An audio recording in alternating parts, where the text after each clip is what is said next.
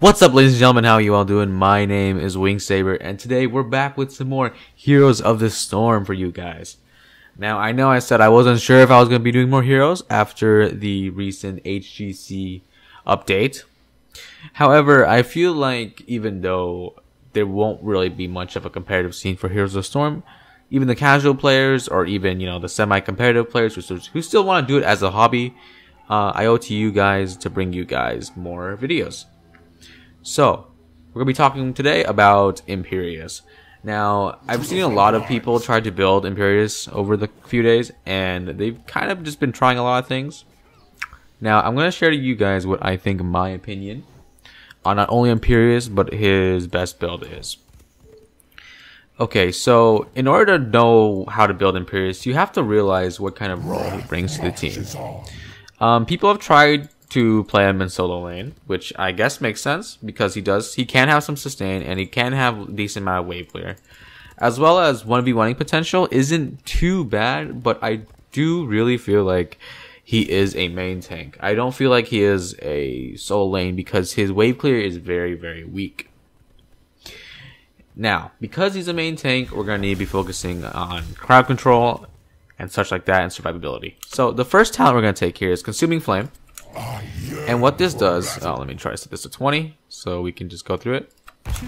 So it's going to be Consuming Flame. So what it does is it increases hitting heroes with the center of Solarian's fire, which you guys can see here. The center is the two lines in the middle, right? Increases the center damage by 10 up to 150. And if we look here, the center damage is 110 bonus damage. 219 plus 110 plus this 150, that's a lot of damage, my guys. That's about 500 once you fully stack it, and increases the slow by 15%. This is already a 40% slow for 3 seconds. So watch, if I just slow him like this. Okay, after he gets snared, I will slow him down. See, look, that's already a pretty big slow as it is. But if you finish the quest, as you guys can see here with the quest completed, look at that slow. That's crazy, guys. That's for a while too, and it does 479 to him. You guys see this? That's slow. That slow is huge, and that's a lot of damage too. It's 479 in the center, and if it's not in the center, then it's about 219. You're basically going to be using this ability a lot on the front line to try and slow them down, get them off your team. As Imperius, you can play dive, but you can also play peel. You have a lot of stuff to peel with as well. That's just one of them. For your 4 talent, we're going to be taking either Unshakable Faith or Bulwark of Flame. Most of the time, we're going to be taking this one because what happens is when you activate your Molten Armor, which is your E, it's going to get rid of all roots and slows. And if it's a disabling effect, it heals for a bunch. 548, that's 10%. About 10% of my health right now. So we're going to be taking this. Unless they have a lot of auto attack heroes, then Bulwark of Flame is also really good. Because it starts with the 4 charges of 60 physical armor. So let's show that right now. Choose a talent.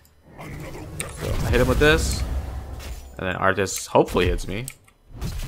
See. He just doesn't do anything. He doesn't take any. I don't take any damage, right? So let's reset this, and this is just really good because as a bruiser, you really want to be able to get in there and just whack on people. And if you have a self cleanse as well as a self heal, that's insane. This for sure at 4 is gonna be the play. Bulwark is gonna be good too. I don't think this is too good unless you go solo lane, then it could be pretty good because you can prop this over and over again. For 7, I really like Blaze of Glory and Holy Fervor because they give much needed wave clear. Holy Fervor, 4 attacks, 4 cleaves. It's pretty solid. Like it a lot. But you could also go Blaze of Glory if you really want to, because what happens with Holy Fervor is it's on a, I believe, 18-second cooldown. It's on an 18-second cooldown, which isn't that long. But you might prefer to have the Blaze of Glory. So what you can do with the Blaze of Glory is you can throw the W and then spike someone for both procs. So what you can do is this. See, look, you can land both procs just like that. It's not a bad tool for wave clearing either, because it doesn't have to hit anything. See, it's a pretty decent wave clear tool as well. You guys can kind of pick whichever one you want. I personally like Holy Fervor because you can get all the auto attack cleaves, not only in team fights, but as well as the wave. But like I said, either one is good. At 10, most of the time you're going to be taking Angelic Armaments. If you guys don't know what that does, you get a shield. And now if the shield is unbroken, you have a certain amount of time to fire off all these swords that do a lot of damage.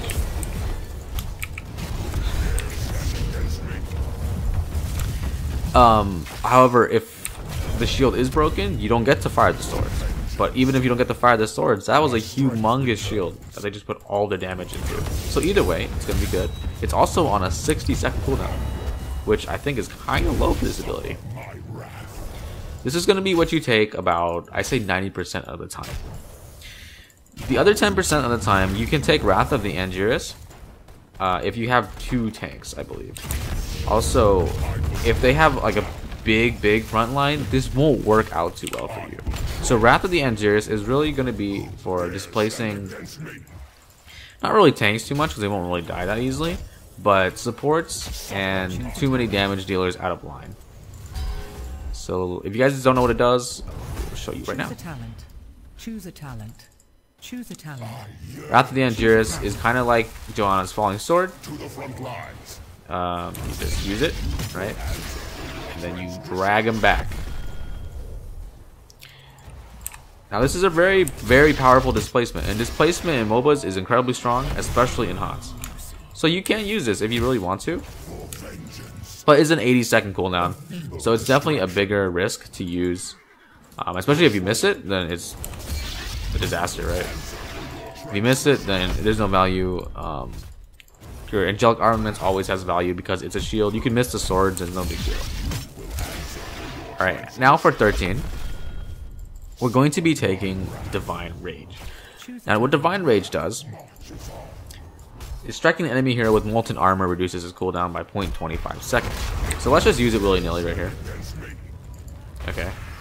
And then we'll wait for it to come back up. And then we'll give you guys an example of what would happen if you were to use it in the middle of a team fight. So what happens here, we're going to use it here. And you guys see the cooldown on the E? It goes to 5 seconds. Before, that was about 9. See, that's pretty much what's going to happen in a team fight a lot of time. So it cuts off about, I'd say, 4 seconds. 4 seconds on the cooldown. So this is really huge. These two, I don't really think works too well. This, if you miss it, you don't get the value. So you have to land this to get the value. And this one is also decent as well, except I just really like having this E cooldown up all the time. I think this is always the way to go here, guys. Alright guys, for 16, we're going to be taking Melting Touch or Sovereign Armor. The reason for that is because Melting Touch, whenever you consume a mark, you can decrease their armor by 25%, which if you guys don't know, means they take 25% more damage. And you almost have 100% uptime on this. If like a 1 second off. So you're always proccing this damage amp on multiple targets, and that's really strong.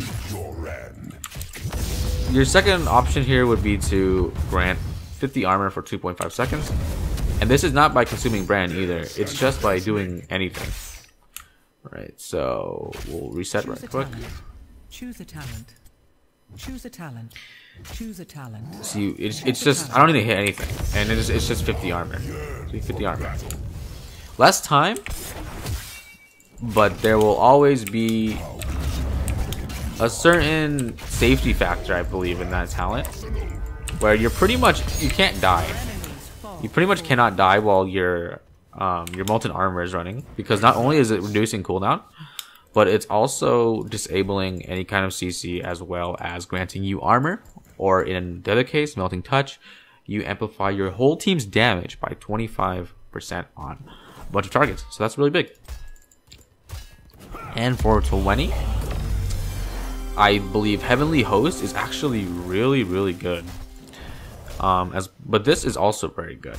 I don't think Valorous Pursuit is that good because this kind of means you're playing a melee assassin role, which I mean, in some builds, maybe you could use like damage Imperius or something, and this could be pretty fun because this is literally just a Vorpal Blade, pretty much.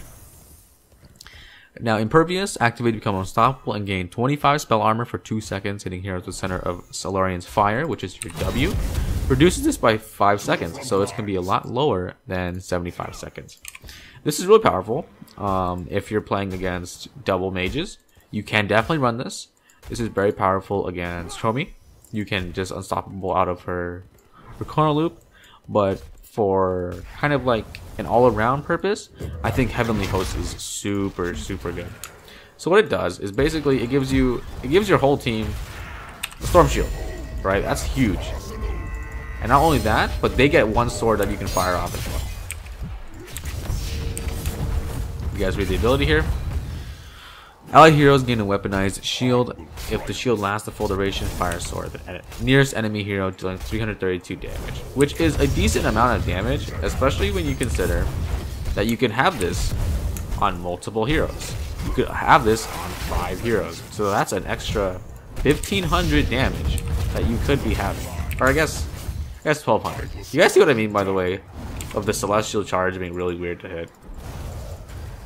It can be pretty awkward sometimes, especially when if you're melee range. See, I don't hit him there. I think it.